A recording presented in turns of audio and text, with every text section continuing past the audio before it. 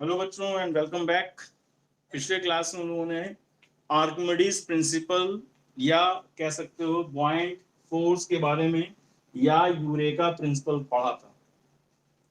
इसमें हमने देखा था कि अपथ्रस्ट एक फोर्स है और वो फोर्स अपने नाम से जाहिर है कि upthrust always acts in upward direction. और इस अपथ्रस्ट की वैल्यू को दिया था किसने?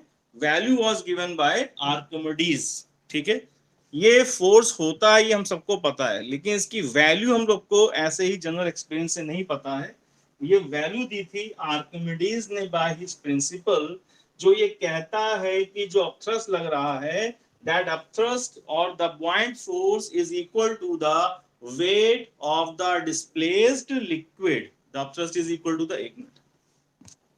ठीक, upthrust is equal to the weight of the displaced liquid. जो displaced liquid उसका weight निकाल दोगे that is equal to upthrust. ठीक, अब इसको पढ़ने के बाद बच्चों हमें कोई ज्यादा टेंशन नहीं लेनी है, क्योंकि अल्टीमेटली हम किसकी बात कर रहे हैं? हम बात कर रहे हैं फोर्स की, और ये फोर्स कैसा है? अपवर्ड डायरेक्शन में है, तो है तो फोर्स ही। तो जब फोर्स है तो फोर्स हमारे लिए कोई नई चीज नहीं होनी चाहिए। फोर्स हम कई तरह से पढ़ चुके हैं। मैकेनिक्स में जो फोर्स होते हैं जैसे पुश एंड पुल, जो टेंशन कॉज करते हैं स्प्रिंग में, या फ्रिक्शन फोर्स, या फोर्स बिटवीन टू मासेस यानी gravitational force.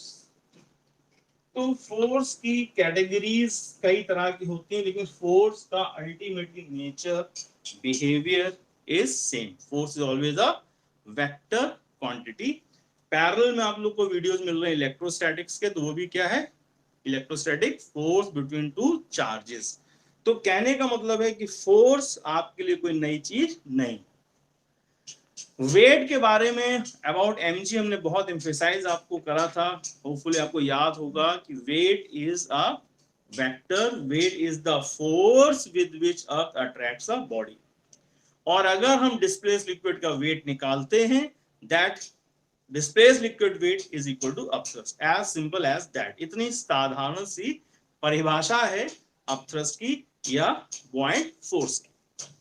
So now upthrust हमें नाम से मालूम पड़ रहा है एक्टिंग अपवर्ड। तो सर आज क्या हम कुछ नया पढ़ेंगे? हाँ, नया पढ़ेंगे। कहने को तो कह सकते हो कि नया है, लेकिन अगर हम मैकेनिक्स से कॉन्सेप्ट्स में देखें तो फिर वही पुरानी पढ़ने जा रहे हैं। यानी we are going to again discuss about the equilibrium.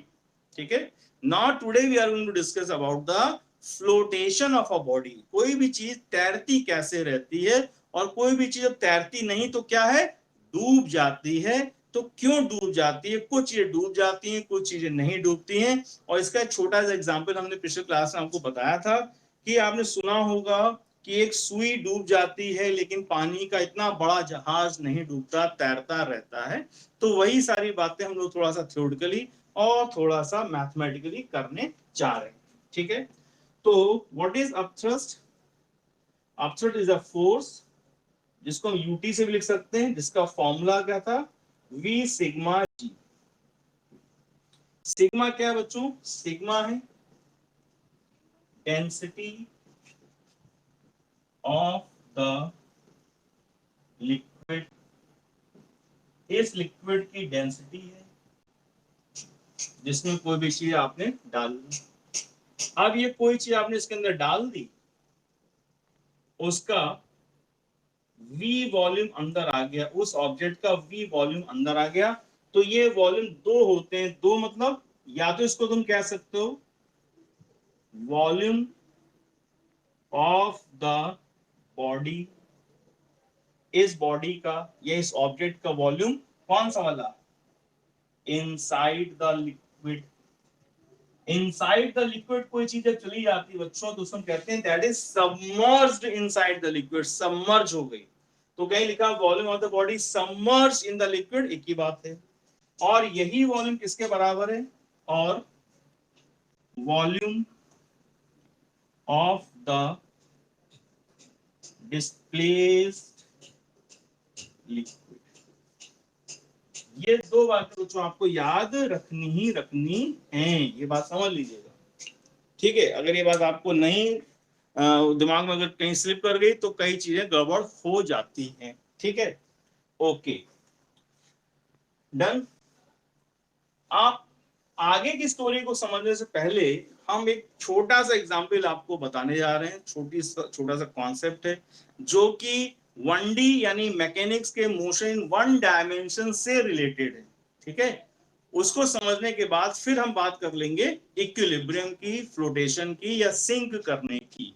तो बच्चों जिन्होंने लास्ट टर्न पे क्लास अटेंड किया है या जिन्होंने रिकॉर्डेड वीडियो देखा है तो उन्हें लिखने की जरूरत नहीं है, लेकिन जिनका आज फर्स्ट डे है या जिन्होंने आज से स्टार्ट किया वो इसको नोट कर लें कि कोई भी ऑब्जेक्ट जो थोड़ा सा अंदर आया उसके ऊपर जो अपथ्रस्ट लग रहा है उस अपथ्रस्ट का फॉर्मूला क्या है, इसका सिंबल यूटी, फॉर्मूला है V sigma G. Take get everything very clear in your mind. V is the volume of the body inside the liquid, sigma is the density of the liquid, g is the acceleration due to gravity। ठीक है, इसमें कहीं पे मास वाला शब्द नहीं आता। It is totally the volume density. इस फॉर्मूले में density is not the density of the object, it is the density of the liquid और the fluid, and g is obviously acceleration due to gravity. ठीक है, okay अब देखो बच्चों, इससे रिलेटेड हम एक दूसरी जगह की बात यहाँ पे करने जा रहे हैं और फिर कॉन्सेप्ट को आगे ले चलेंगे।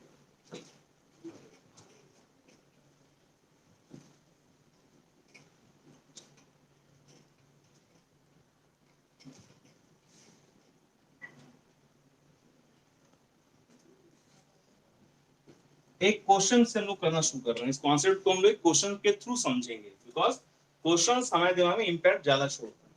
ठीक है, तो क्वेश्चन है कि if a ball of density, देखो बॉल की डेंसिटी दी गई है, रो इज ड्रॉप्ड, छोड़ दिया इसको, ड्रॉप मतलब छोड़ दिया, फ्रॉम अ सर्टेन हाइट। ठीक, if the density of air is sigma, what is the acceleration of the ball? अब समझना, एक acceleration of the ball g when upthrust due to air is neglected।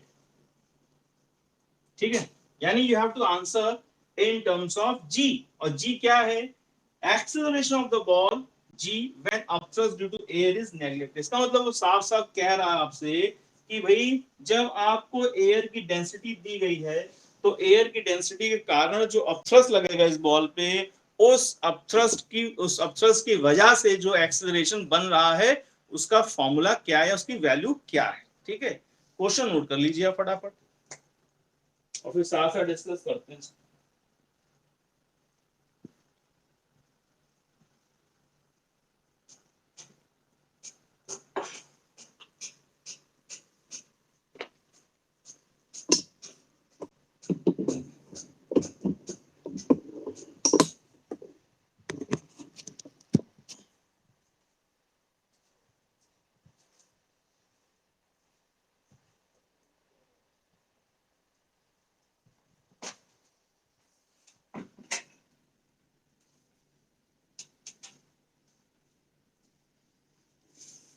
ठीक है, noted. चलो भाई देखो,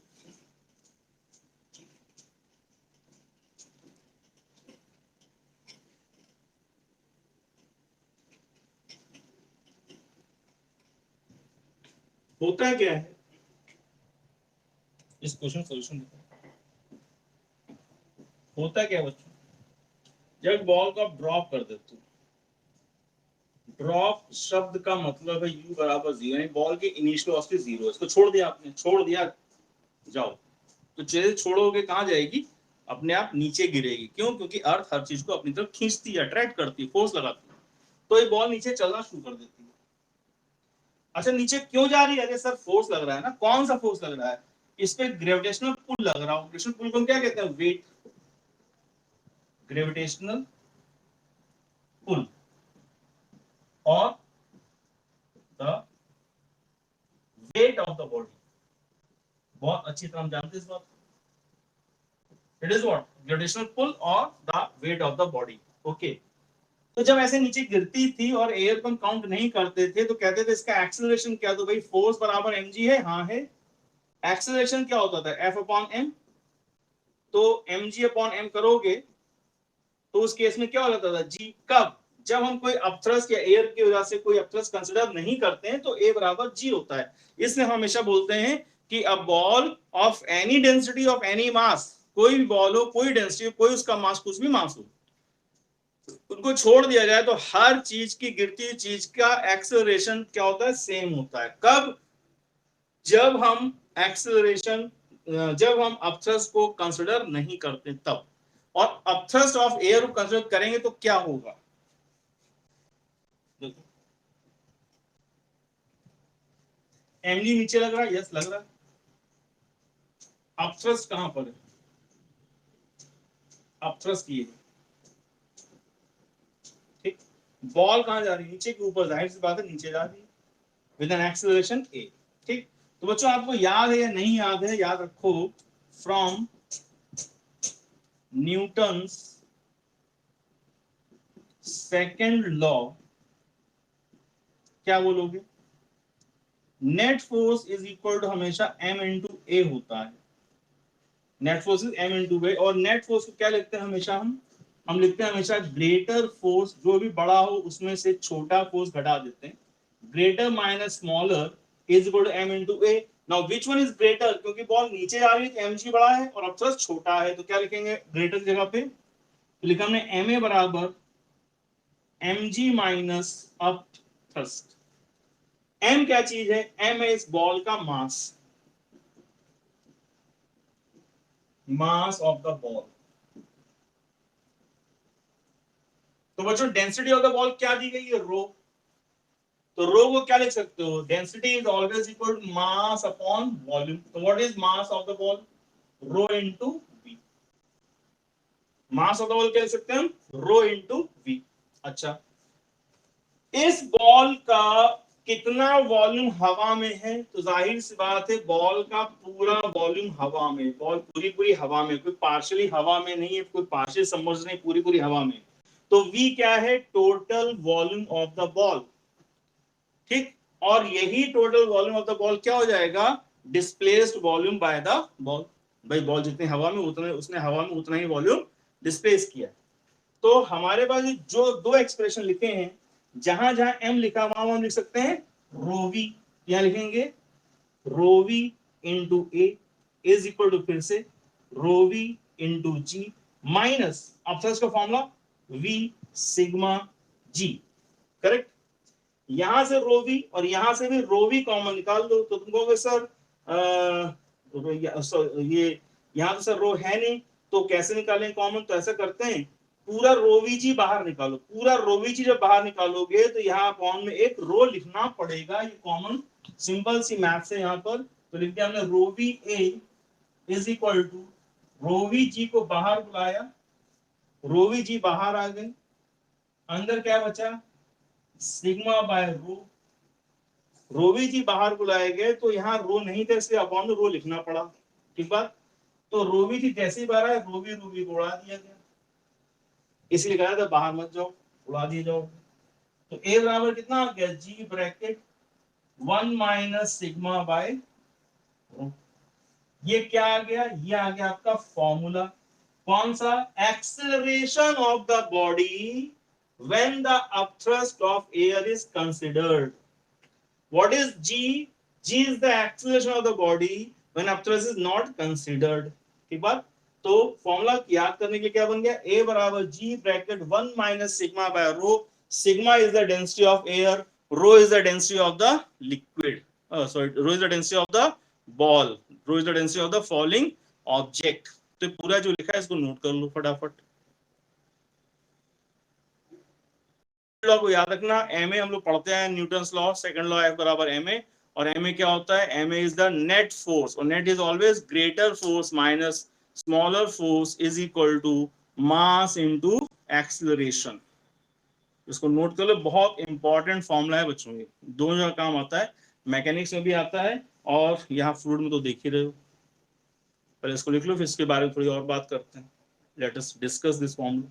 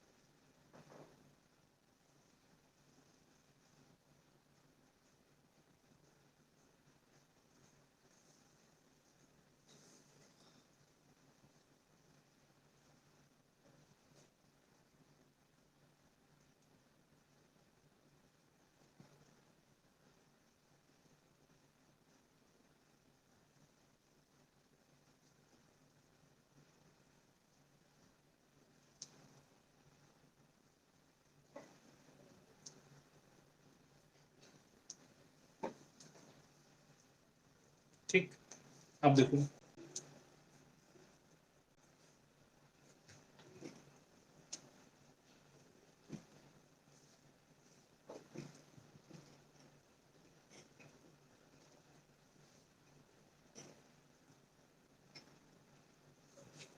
तो A इज इक्वल टू आ गया आपके पास G bracket 1 minus sigma bye,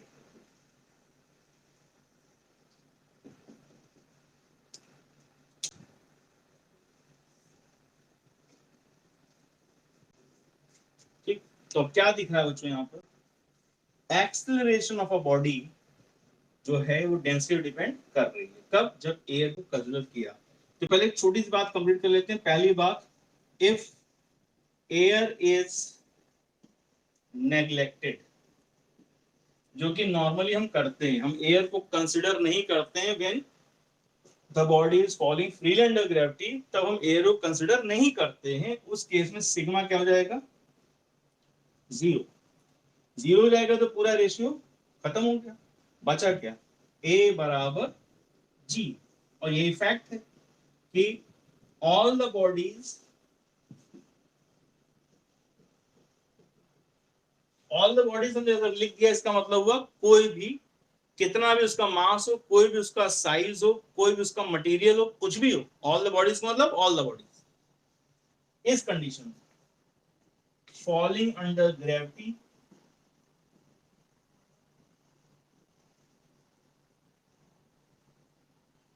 experience equal acceleration. कितना जी, कितनी वैल्यू 9.8 या कभी कभी 10 मीटर पर सेकंड। ठीक है।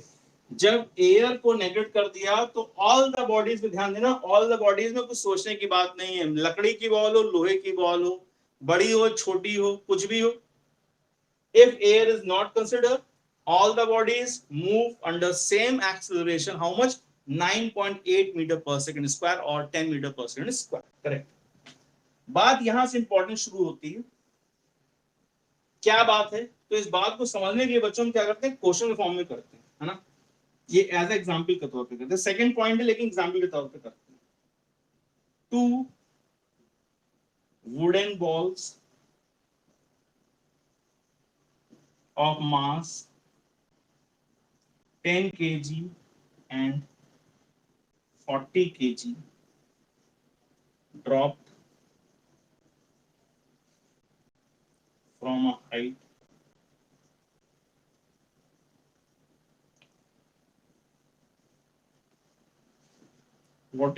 which one will have more acceleration, 10 kg और 40 kg? ठीक, अब तुम कह सकते हो कि सर इसमें जो है ये तो कहा ही नहीं गया है कि अर्थ का एयर की डेंसिटी को कन्वर्ट करना है या नहीं करना है, ये तो कहा नहीं गया है। हाँ ठीक है, ये तो नहीं कहा गया है। तो याद रखो, अगर क्वेश्चन कभी भी एयर के बारे में कोई बात नहीं कर रहा है, एयर की डेंसिटी के बारे में बात नहीं कर रहा है, एयर के अपथर्स के बारे में बात नहीं कर रहा है, तो तुम्हें कोई सपना नहीं आना चाहिए कि हम एयर की डेंसिटी को कन्वर्ट करें कि ना करें, तो बिल्कुल मत करना। अगर क्वेश्चन खुद भी कोई हिंट कुछ भी नहीं कह रहा है अबाउट द एयर और एयर की डेंसिटी और अपथ्रस्ट, तो आपको क्या मानना है? आपको मानना है कि यहाँ पे एयर का अपथ्रस्ट या डेंसिटी वगैरह कुछ भी कंसिडर नहीं करनी है। उस केस में आप क्या याद रखेंगे कि all the bodies falling under gravity experience equal acceleration. So two wooden balls with mass 10 kg and 40 kg dropped from a height. Which one will have more acceleration, 10 और 40? तो अभी क्या बोला? कुछ ना कहा जाए तो एयर यहाँ है ही नहीं, एयर का थ्रस्ट है ही नहीं, तो all the two, both the balls 10 और 40, both the balls will experience equal acceleration to gravity of कितना 9.8। तो इसमें मोर वाली कोई बात नहीं आई, तो आंसर क्या आ गया? both will experience equal acceleration. ध्यान सुनते रहना। तीसरा एग्जांपल, तीसरा पॉइंट जो आएगा वो इंपॉर्टेंट हो जाता है बच्चों, क्योंकि वो कंफ्यूजन क्रिएट कर देगा। अभी थोड़ी देर में आपको, थोड़ी देर आप कंफ्यूज फॉर्म में रहेंगे, फिर एकदम सही हो जाएंगे, फिर आपको मजा आएगा, फिर आप मुस्कुरा रहे हैं। ठीक है, तो इसका आंसर हुआ, सेकंड वाले का आंसर हुआ both will move under equal acceleration. That's all, खत्म। ठीक, अब सुनो तीसरी बात। तीसरी बात से पहले फॉर्मूले को एक बार और देखो, दर्शन करो। एज ए बराबर g bracket 1 minus sigma by रो। तो बच्चों अगर हमने एयर को कंसिडर किया हुआ है तो हमारा एक्सेलरेशन बॉल की डेंसिटी पर, देखो बॉल का एक्सेलरेशन बॉल की डेंसिटी पर, और ये कौन है? ये हवा है, लिक्विड है या कोई फ्लूइड, उसकी डेंसिटी सिग्मा है। तो ये एक्सेलरेशन बॉल की डेंसिटी का एक्सेलरेशन डेंसिटी के इनवर्सली है कि डायरेक्टली है, ये सोचने वाली बात है। Acceleration of this falling ball is directly proportional or inversely proportional to the sigma. More density more acceleration या more density less acceleration, तो क्या होगा बच्चों? more density यानी जितना ज्यादा रो, more density more acceleration। अरे सर ये क्या हुआ, ये क्या हुआ? अरे यही तो बात है, मोर डेंसिटी मोर एक्सेलरेशन, क्योंकि ये इसके डायरेक्टली है। बच्चों याद रखो, अगर माइनस साइन यहाँ लगा हुआ है तो दिस इज नॉट इनवर्सली। आपकी आदत है ऐसे तिरछा नीचे देखने की, तो नीचे देख के ना खाली मत सोचा को नेगेटिव साइन की वजह से व्हेन लेस, देखो ये चीज अगर ज्यादा होगी तो ये पूरा रेशियो क्या हो जाएगा? पूरा रेशियो कम हो जाएगा, 1 से कम घटेगा तो क्या बचेगा? ज्यादा। तो याद रखो, या तुम्हें ज्यादा नहीं सोचना तो इतना याद रखो, डेंसिटी नीचे जो लिखा है, अगर माइनस साइन आ गया यहाँ पर, तो जाहिर सी बात इसकी वैल्यू ज्यादा आएगी। More density more acceleration, less density less acceleration. अगर यहाँ पे प्लस साइन लिखा होता तो इनवर्सली कह सकते थे। तो ये बात याद रखना, मोर डेंसिटी मोर एक्सेलरेशन। तो ये बात तो क्लियर हो गई। अब जो हम तीसरी बात कहना चाहते थे वो क्या है? तो पहले इसको ऐसे लिख लो, as it is, more density of the body more is its acceleration। Density का, जितनी बॉडी की डेंसिटी ज्यादा होगी उस गिरती बॉडी का एक्सेलरेशन भी उतना ही ज्यादा होगा।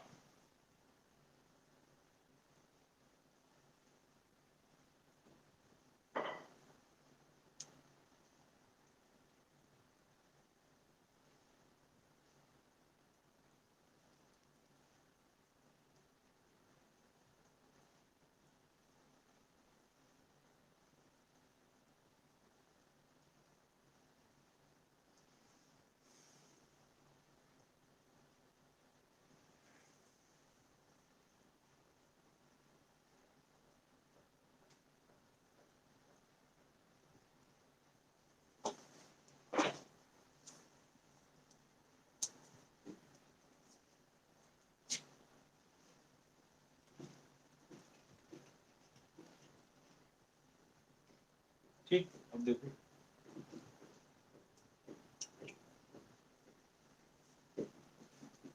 तीसरी बात, टू वुडन बॉल्स, दो wooden balls, two wooden balls with mass 10 kg and 40 kg dropped from a height, from a certain height, then A option, from a certain height, if the upthrust due to air is considered, ठीक है यहाँ बोल दिया है, अगर upthrust air से consider किया जाए देन पहला option, both have equal acceleration but less than g, दूसरा 40 kg has more acceleration than 10 kg ball, C, 10 kg has more acceleration than 40 kg ball, चौथा, both have equal accelerations and equal to g। ये exam question है बच्चों, ठीक है, ये है exam type question, ये एग्जाम में बनेगा, तो इसमें बहुत सारे बच्चे डेफिनेटली इसको गलत करके आएंगे ही आएंगे, आई एम श्योर। ना हो तुम्हें यकीन हो, इस क्वेश्चन को लिख करके अपने दोस्तों के ग्रुप में व्हाट्सएप कर देना, जो स्टडी ग्रुप बच्चे बनाए हुए हैं, और इसका आंसर पूछना क्या आ रहा है, तो तुम्हें हमारी बात समझ में आ जाएगी हमने क्या पूछा, क्यों ऐसा कहा। अभी आप अपने बुद्धि विवेक और दिमाग को लगाइए और क्या टिक करना चाहेंगे। क्वेश्चन ने कहा है, two wooden balls with mass 10 kg and 40 kg drop from a certain height, if the upthrust due to air is consider, ठीक है, क्वेश्चन एकदम फेयर है, साफ साफ कह रहा है कि भैया अपथ्रस्ट कंसिडर कर लो, कह रहा है, तो हमने कर लिया। फिर उसने ऑप्शन दिए, both have equal acceleration but less than g, इसका मतलब हुआ कि दोनों का 10 और 40 का आपस में एक्सेलरेशन इक्वल है, लेकिन वो एक्सेलरेशन जी से कम है, पहला ऑप्शन। दूसरा कह रहा 40 वाले का 10 वाले से ज्यादा एक्सेलरेशन होगा, ज्यादा मास वाली का एक्सेलरेशन 10 वाली से ज्यादा है। तीसरा ऑप्शन कह रहा है कि नहीं, 10 केजी वाली का एक्सेलरेशन 40 से ज्यादा है, समझना। और चौथा कुछ कंफ्यूजिंग बात कह रहा है, जैसे पहला वाला कंफ्यूजिंग से, वैसे चौथा वाला कुछ कह रहा है कि दोनों का एक्सेलरेशन इक्वल है, ठीक, और वो एक्सेलरेशन जी के बराबर है, ठीक है। तो अभी चार ऑप्शन हमारे पास आ गए और हम हैं एग्जाम में एकदम टाइट सिचुएशन में, मतलब 3 क्वेश्चन हमें करने हैं और हमारा सिलेक्शन हो जाएगा। 3 क्वेश्चन 2 क्वेश्चन के मार्जिन पे हम चल रहे हैं, हो सकता है एक ही क्वेश्चन के मार्जिन पर। ठीक, तो लेट्स सी कि क्या आंसर इसका सही आ सकता है। तो देखते हैं, समझते हैं। ठीक बात। तो जिन बच्चों ने इसका आंसर ए लगाया है वो सुन ले ध्यान से, या जिन्होंने बी लगाया है, जिन्होंने सी लगाया, जिन्होंने डी लगाया है, अपने हिसाब से आप इस जवाब को जो भी सोच रहे हैं, तो देखो बच्चों क्या होगा। इसका आंसर है ए। क्यों है इसको समझ लो जरा। देखो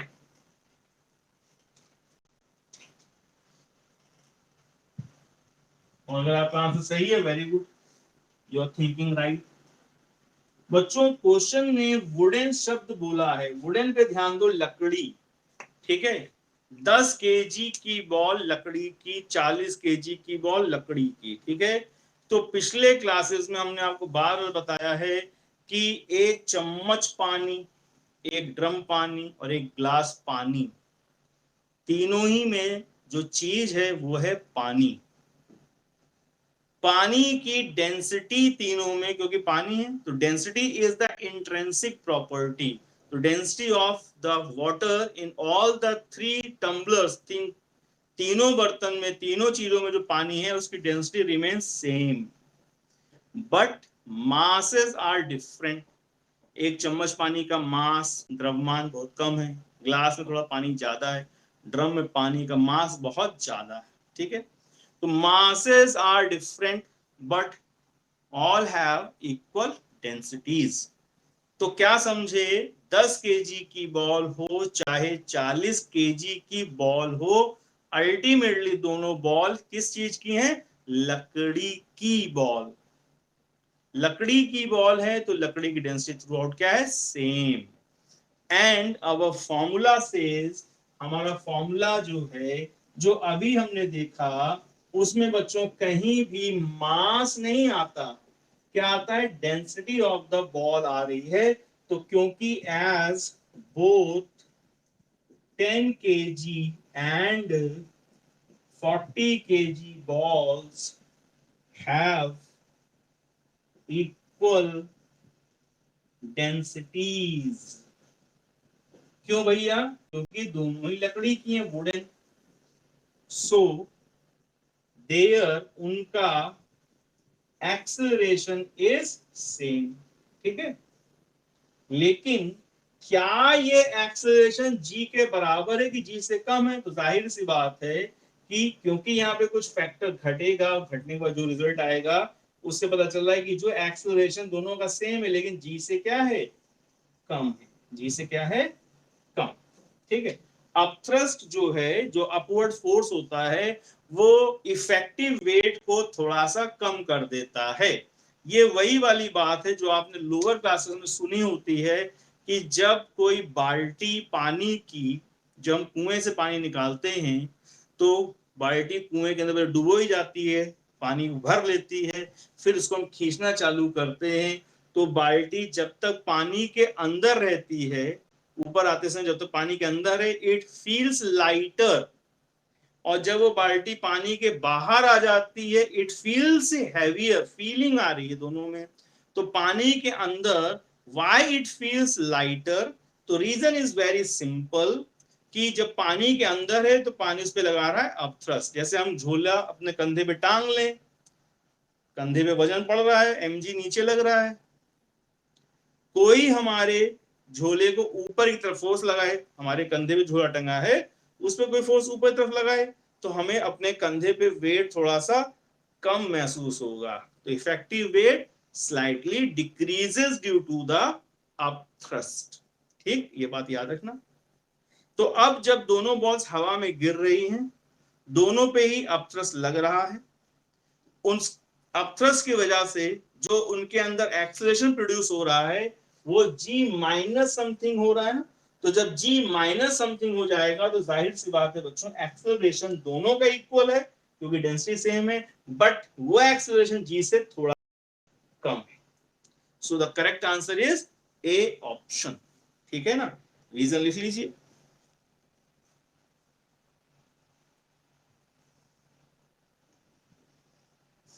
और इसी में क्वेश्चन ने जो पहले क्वेश्चन कहा था कि डेंसिटी ना कंसीडर करें तो भी दोनों का एक्सेलरेशन इक्वल होगा और वो एक्सेलरेशन g के बराबर होगा।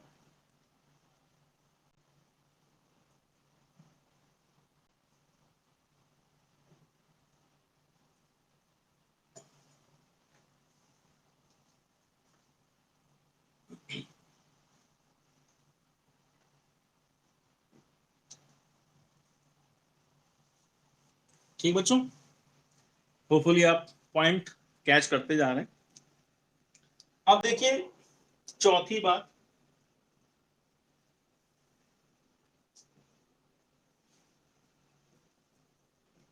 ये बहुत बच्चों लेयर बाय लेयर आपको कॉन्सेप्ट समझाया जा रहा है। ठीक है, बहुत इंपॉर्टेंट क्लास है ये सारे छोटे छोटे कॉन्सेप्ट आप देखेंगे लोगों के मिस कॉन्सेप्ट फॉर्म उनके पास पड़े रहते हैं।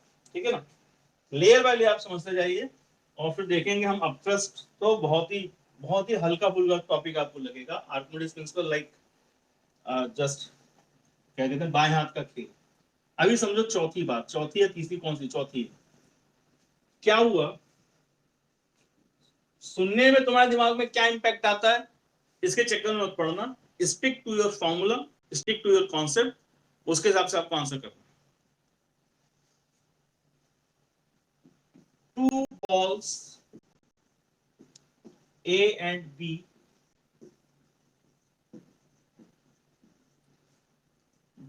A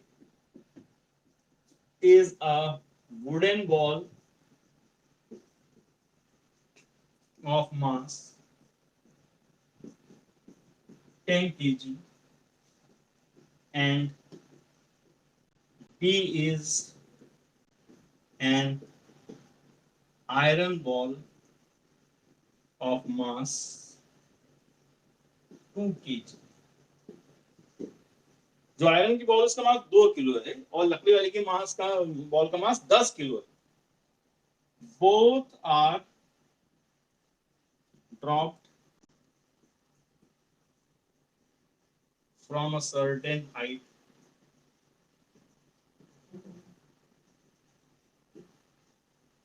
both are dropped from a certain height. If we consider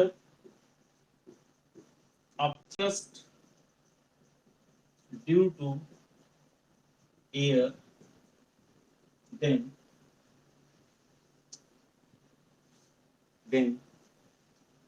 पहला option acceleration of A is greater than B. Acceleration of B is greater than A. See, both have equal acceleration but less than G. चौथा option, both A has greater acceleration than B and both values are, दिख रहा है कि नहीं, both values दिख रहा है, both values are less than G।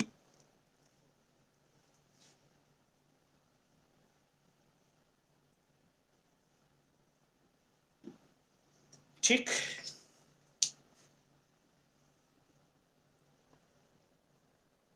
इस क्वेश्चन को आप लिख लीजिए, बहुत अच्छा क्वेश्चन है, ऑप्शन ज्यादा बेहतरीन है इसलिए ध्यान से लिखो समझते हुए। क्वेश्चन कह रहा है 2 balls A and B. A is wooden ball of mass 10 kg. B is an iron ball of mass 2 kg. है ना, लकड़ी बॉल तो 2 किलो की है. Both are drawn from a certain height. ठीक. If we consider upthrust due to air, then पहला option कह रहा है acceleration of A is greater than B. दूसरा कह रहा है acceleration of B is greater than A, B का ज्यादा है ए का कम है.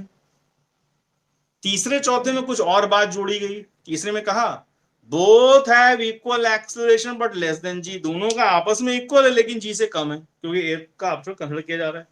चौथा कह रहा है A has greater acceleration than B and both values are less than g. इसका मतलब जो भी दोनों की वैल्यूज हैं उनमें आपस में तो अंतर है लेकिन वो दोनों वैल्यूज ए और बी की जी से कम है. ठीक है, तो बहुत क्वेश्चन हमने ऑप्शंस इलैबोरेट कर दिए हैं. ऐसी सुविधा आपको एग्जाम में नहीं मिलेगी, वहां आपको खुद ही थिंक आउट करना पड़ेगा. लेकिन अभी प्रैक्टिस के फॉर्म में चल रहे हो तो एक ही बात समझ समझ के समझो. अब बच्चों आंसर आपने जो भी टिक किया या जो टिक करने जा रहे हो वो थोड़ा सोच समझ के कर लेना. एक लकड़ी की बॉल, एक लोहे की बॉल, एक लकड़ी की एक लोहे की. लकड़ी लोहा, लोहा लकड़ी, लोहा लोहा, लकड़ी लकड़ी होती है, ध्यान रखना. अब इसमें तुम्हें कोई ये नहीं बताएगा, कोई ये बच्चा सोच रहा है या उसके मन में चल रहा है सर डेंसिटी किसकी ज्यादा है, लकड़ी की या लोहे की, है ना, तो वो सोचता रहे. उसको कोई ये नहीं बताएगा एग्जाम में कि डेंसिटी किसकी ज्यादा होती है.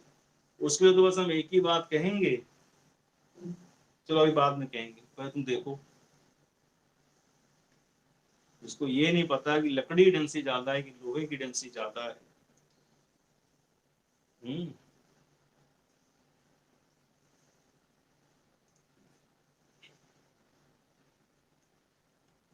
लोहे की कील लकड़ी के पटरे में ठोक दी जाती है. एकदम सही स्टेटमेंट. हमने लकड़ी की कील बनाई और लोहे की चद्दर में ठोक दी. सबसे बड़ा झूठ. लकड़ी की कील, हाँ, झाड़ू की सींग की कील ले ली और कहाँ ठोक दी. लोहे का हथौड़ा जो होता है उसका सॉलिड पार्ट होता है उसमें लकड़ी ठोक के घुसेड़ दी. अब अपने आप सोच लेना किसकी डेंसिटी ज्यादा हो. ठीक, डन. चलो अब क्वेश्चन की बात करते हैं. 10 kg, 2 kg, wooden ball, iron ball. ठीक है ना.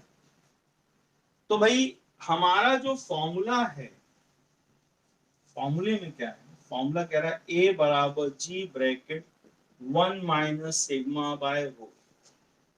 ठीक है, यानी फॉर्मूला हमारा साफ साफ कह रहा है कि उसमें कहीं कोई मास बात से कोई लेना देना नहीं. यार तुम दोनों क्यों आ जाते, दोनों बेकार का डाटा है, मास से कोई लेना देना नहीं. फिर एक्सेलरेशन डेंसिटी के डायरेक्टली है कि इनवर्सली, तो याद रखो कल बताया था ना, मोर डेंसिटी मोर एक्सेलरेशन. तो अब ये बात सिंपल यहां मैटर करती है कि as density of iron is greater than density of wood. ठीक, density of iron is greater than density of wood. उसको लिखने से पहले हमने क्या लिखा, हमने लिखा as, यानी कि जैसा कि हमें पता है. अब कुछ भोले कहेंगे, कई भोले होते हैं, कहेंगे सर हमें कैसे पता चलेगा कि लकड़ी की डेंसिटी कम है लोहे की ज्यादा है. समझ गए. तो उन्हीं के लिए हमने एग्जाम्पल बोला था कि हम लोहे की कील खरीदते हैं, लकड़ी के पटरों में ठोक देते हैं तो वो ठुक जाती हैं, लकड़ी के अंदर लोहा घुस जाता है. हम कभी ऐसा नहीं कहते हैं कि लकड़ी की कील हमने लोहे में ठोक दी. ठीक बात. तो याद रखो density of iron is always greater than density of would. ठीक है, हाँ, नहीं पता होना में एक बात ये हो सकता है, ना पता हो कि सर लोहे की डेंसिटी ज्यादा है या कॉपर की ज्यादा है या किसकी ज्यादा है। इन terms of metals you can have a doubt कि किस मेटल की डेंसिटी ज्यादा है किसकी, ये तो चलता है, समझ में आता है, हाँ भाई नहीं हो सकता, ना पता हो। लेकिन लकड़ी और लोहे को कंपेयर ना कर पा रहे हो तो ऐसा करना एक बहुत ही बड़ी बेवकूफी वाली बात है, ठीक है। तो हमारे क्वेश्चन के हिसाब से आयरन बॉल जिसका मास 2 kg है, वुडन बॉल जिसका मास 10 kg है, इससे कोई लेना देना नहीं, लेना देना किससे, डेंसिटी से।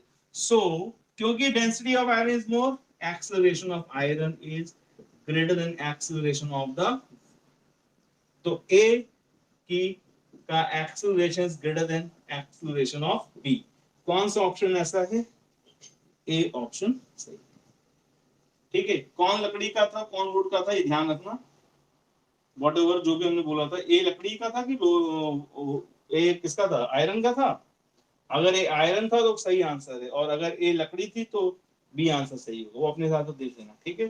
तो what you have in your mind, acceleration of the iron ball is greater than the acceleration of the wooden ball, ये आपको याद रखना है, ठीक है। मास से कोई लेना देना नहीं, तो जो भी आपने टिक किया इन दोनों से कोई मतलब नहीं है, ठीक है। हाँ ये बात सही है कि दोनों का एक्सेलरेशन जो है अलग अलग है, और दोनों का ही एक्सेलरेशन जी से कम, ठीक, बात समझ में आ गई। तो होपफुली ये फॉर्मूला आपको एकदम क्लियर हो गया होगा, कब कहां कैसे यूज करना है, ठीक। एक चीज और कह दें चलते चलते इसमें, फिर आते हैं अपने दूसरे कॉन्सेप्ट। देखो, अगर हम कह देते इफ आयरन बॉल का मास 10 kg है, वुडन बॉल का मास 2 kg है, देन स्टिल एक्सेलरेशन ऑफ जो आयरन बॉल है that is greater than acceleration of the wooden ball. इससे कोई फर्क नहीं पड़ता कि इफेक्टिव ग्रेविटी किसकी ज्यादा होगी, तो इफेक्टिव ग्रेविटी आयरन पे ज्यादा होगी एज कंपेयर टू वुड, चाहे मास उनका कम हो ज्यादा हो, उससे कोई फर्क नहीं पड़ता है। मटेरियल मैटर करता है, मटेरियल का मतलब डेंसिटी मैटर करती है, ठीक है ना। ये आपको याद रखना, मासेस चाहे इक्वल कर दें चाहे अनइक्वल कर दें, चाहे कम कर दें चाहे ज्यादा कर दें, the ball with greater density will have greater acceleration, as simple as that, ठीक बात, ओके। चलो भाई, अब यहां से बाहर निकलते हैं, कहां पहुंचते हैं, चीजों को तैराने में पहुंचते हैं। तो लेट अस कंसिडर और understand the concept of flotation.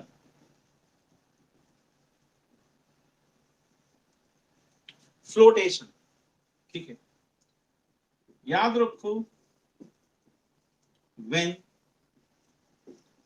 weight of the body equal to a thrust acting, body will float। इतनी सिंपल बात, यानी कि जो इसका mg है और जो अपथ्रस्ट है, अपथ्रस्ट एक्टिंग जब इक्वल होंगे बॉडी विल फ्लोट, और the body is in static equilibrium, संतुलित अवस्था में, कौन से, स्थितिज, स्टैटिक, स्टैटिक इक्विलिब्रियम में बनी रहेगी, क्योंकि ना ऊपर जाएगी ना नीचे जाएगी, ठीक है बात। इतना नोट कर लो पहले फ्लोटेशन की कंडीशन के तौर पे, as a condition of flotation इसको लिख लो।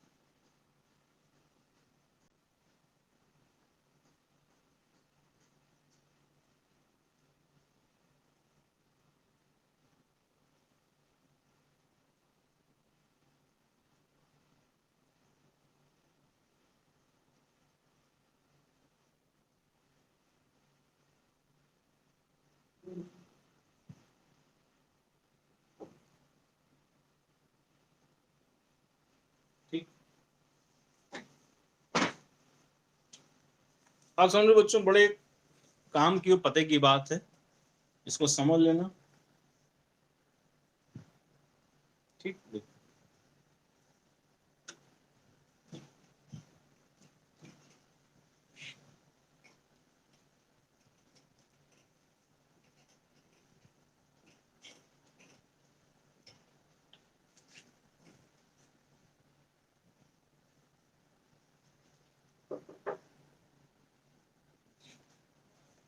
एक मिनट।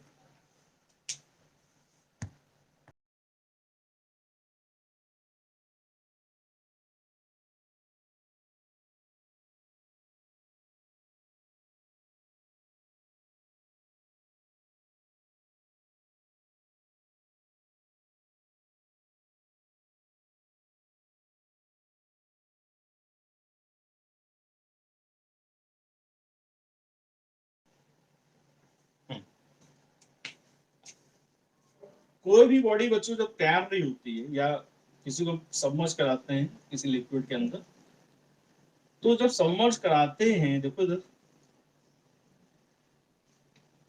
इसका मैक्सिमम वॉल्यूम कितना अंदर आ सकता है, तो कहते हैं सर टोटल वॉल्यूम अंदर आ सकता है।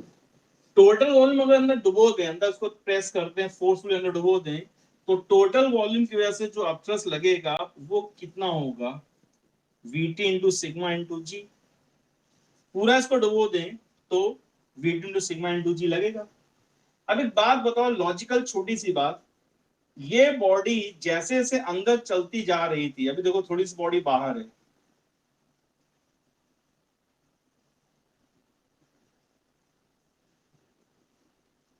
अभी केवल इतनी बॉडी अंदर है, इतना वॉल्यूम अंदर, इतने वॉल्यूम की वजह से अपथ्रस्ट कितना लग रहा होगा, ज्यादा या कम, तो कह दो उसे बहुत कम लग रहा होगा। जरा सा अंदर गया, जरा सा अंदर है तो जरा सा वॉल्यूम डिस्प्लेस हुआ तो जरा सा अपथ्रस्ट लग रहा है, ठीक है। अब जैसे जैसे अंदर चलती जाएगी, जैसे अंदर चलती जाएगी, volume submerge inside the liquid बढ़ रहा है घट रहा है, तो बढ़ता जा रहा है। जैसे बॉडी अंदर चलती जा रही है, more and more volume displace करती जा रही है। जितना ज्यादा ज्यादा वॉल्यूम डिस्प्लेस करती जाएगी, अपथ्रस्ट एक्टिंग बढ़ेगा घटेगा, तो बढ़ेगा ही बढ़ेगा। तो ये पूरा जब अंदर आ जाएगी तो मैक्सिमम अपथ्रस्ट कितना लगा सकती है, तो कह दोगे Vt सिग्मा जी लगा सकती है। That is what, that is maximum upthrust. ये ध्यान रखना। क्या इससे ज्यादा अपथ्रस्ट लग सकता है? नहीं। जब पूरी बॉडी अंदर डूब जाएगी, पूरी की पूरी बॉडी अंदर डुबो दी तुमने,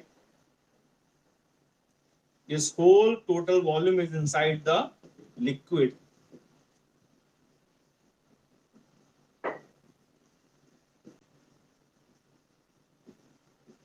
ठीक है, बस।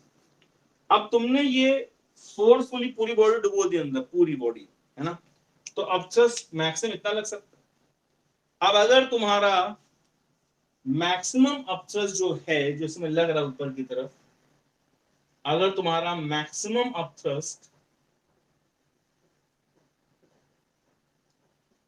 इस वेट ऑफ द बॉडी से,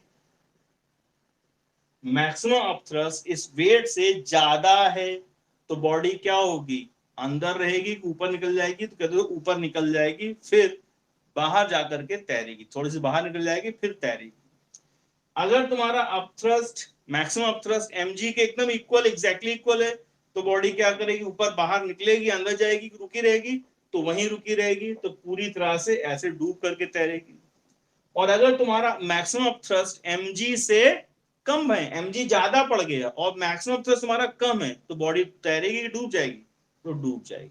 ये तीन बातें सिंपल हैं। तो तीन तरह से आपको बॉडी दिखाई जाती है, एक पार्शियली सबमर्ज्ड, एक कंप्लीटली सबमर्ज्ड, और एक में नीचे बैठी हुई दिखती है।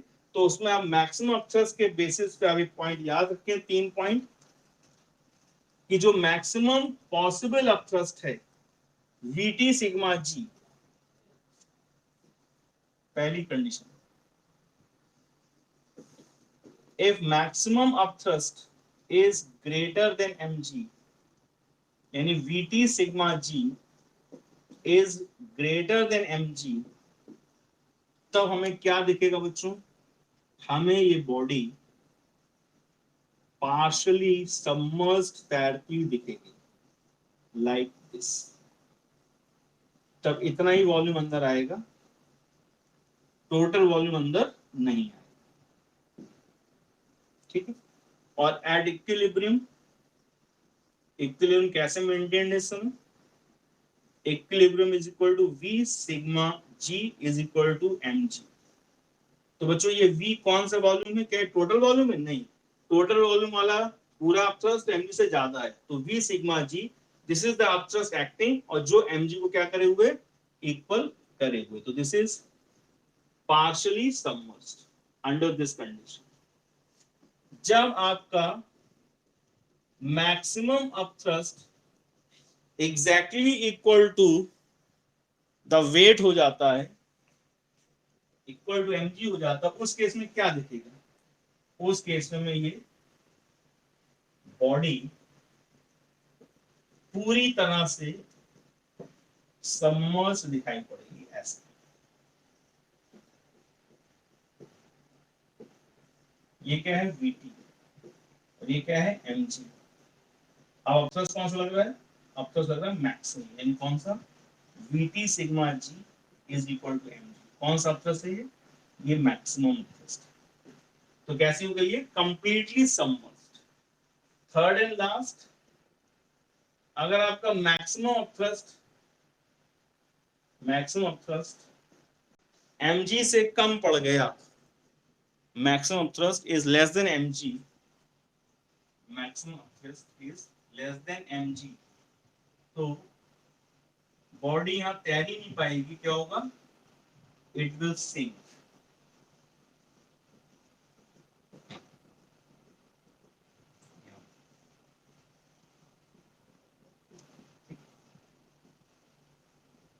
तो ये क्या है? पहली कंडीशन है पार्शियली सबमर्ज्ड, थोड़ी अंदर थोड़ी बाहर, पार्शियली सबमर्ज्ड। ये क्या है? Completely submerged. ये क्या है? सिंक, बॉडी सिंक करके डूब गई। ठीक, तीनों डायग्राम बना लीजिए one by one. Partially submerged, sink body वगैरह वगैरह।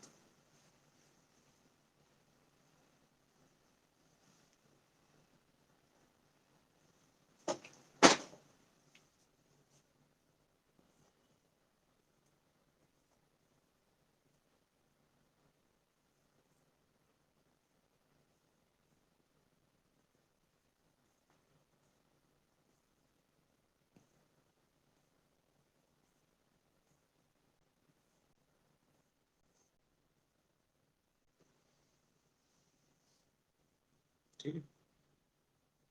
जो बच्चे लाइव क्लास नहीं करते हैं, जो आ, अभी प्रेजेंट नहीं है, तो उनको आज हम क्लास से हटा देंगे। जो रेगुलरली लाइव क्लास करते हैं वही रहेंगे, बाकी को हटा देंगे। They are not interested, they can not come on the given time, तो उनको हटा दें। ठीक,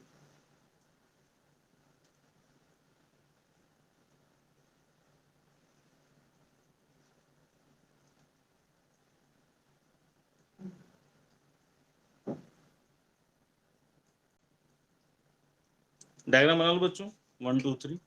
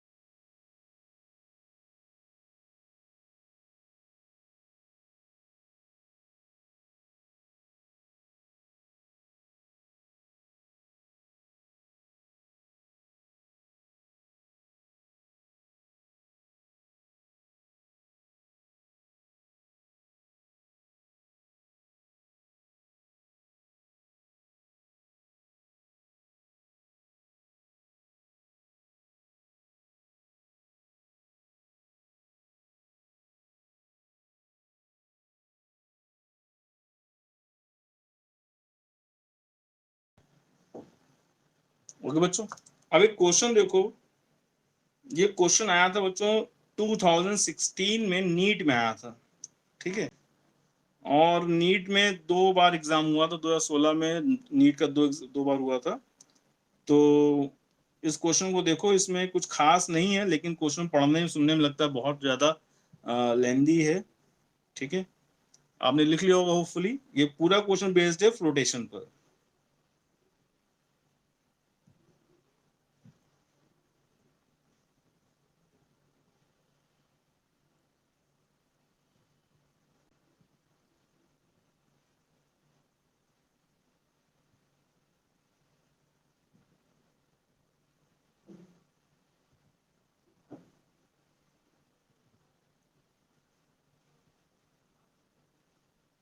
ठीक है, तो देखिए क्वेश्चन सुनिए।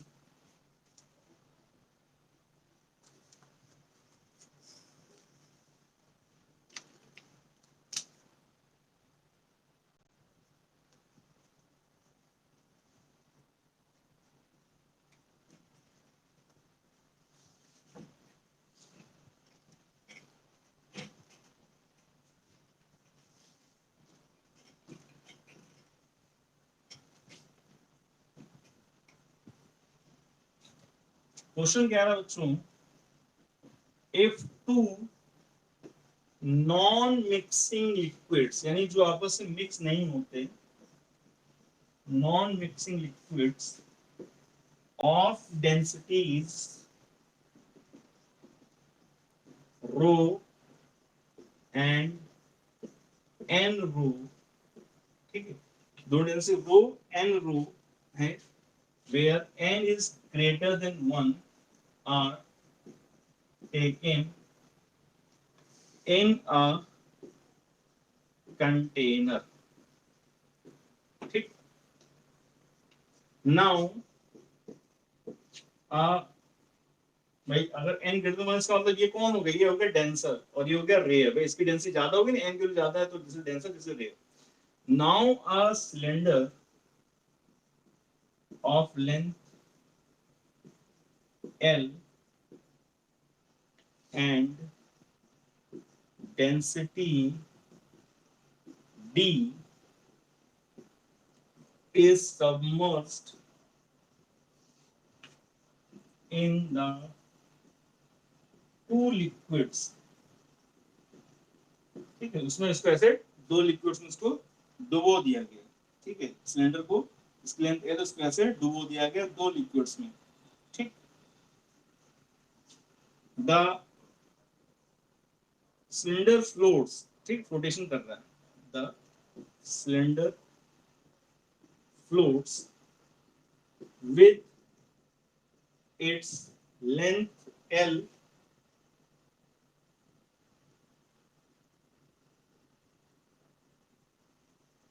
with its cylinder floats with its length rho L, sorry, length PL, उसकी लेंथ PL, जहां P क्या है, less than 1, in the denser liquid, in the denser liquid, value of P is, ये पूछा, वैल्यू ऑफ P हमें, value of D, density बतानी, value of D density is, उस cylinder की डेंसिटी हमको बच्चों बतानी है। और ऑप्शंस में काफी बड़े बड़े दे दिए, तो मैं देख के बता रहा हूँ मैं, क्योंकि ऑप्शंस गड़बड़ हो जाए तो आंसर नहीं मिलेगा, ठीक है। पहला ऑप्शन है 1 प्लस n प्लस 1 पी रो बाहर, ठीक। दूसरा ऑप्शन है 2 प्लस n प्लस 1 पी और कर्ली ब्रैकेट रो। सी ऑप्शन है 2 plus n minus 1 P density rho. And fourth option है 1 plus n minus 1 p density. ठीक, ये 4 ऑप्शन बच्चों दिए गए थे। ये आया था नीट फेज 1 में 2016। क्वेश्चन को लिख लो बच्चों, अच्छा क्वेश्चन है।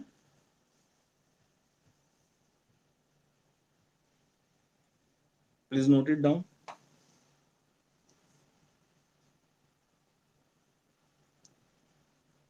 Two non-mixing liquids of density rho and n rho and greater than 1 are taken in a container. Now cylinder of length L and density D is submerged in the two liquids. The cylinder floats with its length rho L, rho less than PL, P less than 1 in the denser liquid. In the denser liquid, value of D is, पहला option 1 plus n plus 1 p curly bracket rho, दूसरा option 2 plus n plus 1 p curly bracket rho, तीसरा 2 plus n minus 1 p curly bracket rho, चौथा curly bracket 1 plus n minus 1 p bracket close rho. 4 option आपके सामने हैं। तो बच्चों क्या करना है आपको, इसमें ट्राई करना है। डायग्राम हालांकि इसने थोड़ा एक्सप्लेन किया, उसने बोला कि the cylinder floats with the vertical axis, तो हमने नहीं लिखा है, समझो वर्टिकल एक्सिस के साथ वो तैर रहा है। तो डायग्राम हम आपको दिखा दे रहे हैं इसका, और फिर उसको आप ट्राई कर लेंगे एज अ असाइनमेंट क्वेश्चन, और बिना बुक में सोल्यूशन देखे इसका आंसर निकालने की कोशिश करेंगे। बताएंगे चारों में से कौन से ऑप्शन से आपका आंसर मैच कर रहा है, और उसका सोल्यूशन हमें आप व्हाट्सएप कर देंगे, ठीक है। तो क्वेश्चन का डायग्राम तो नहीं दिया हुआ है, लेकिन हम आपको थोड़ा बता दें हेल्प के तौर पे कि 2 लिक्विड्स हैं, ये रहे, आपस में मिक्स नहीं हुए। किसकी डेंसिटी रो लोगे, किसकी डेंसिटी एन रो लोगे, एन रो ऊपर लोगे नीचे लोगे, तुम्हें सोचना क्यों है, ये भी तुम्हें बताना है।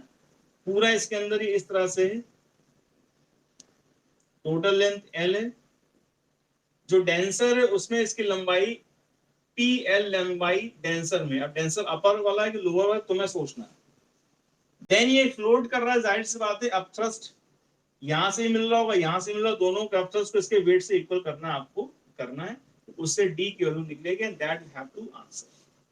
तो होपफुली आप इसको ट्राई करेंगे अभी तुरंत ही, और फिर उसका सोल्यूशन आप हमको भेजेंगे। नाउ ये हमने आपको बस छोड़ दिया है कि किसको आपको ऊपर वाले को रो लेना है कि नीचे वाले को रो लेना है, एन रो लेना है, किसको लेना है, आप सोचिए। सिंपल से एग्जाम्पल बता दो, चलो अपने आप ट्राई करना है ना, ज्यादा बताने में हिंट ज्यादा पहुंच जाए, ट्राई करना, ठीक है। Then we'll see you in the next class। आज के लिए यहीं तक, इतना रिवाइज कर लेना बच्चों, बाकी नेक्स्ट क्लास में। Bye bye, take care, good night.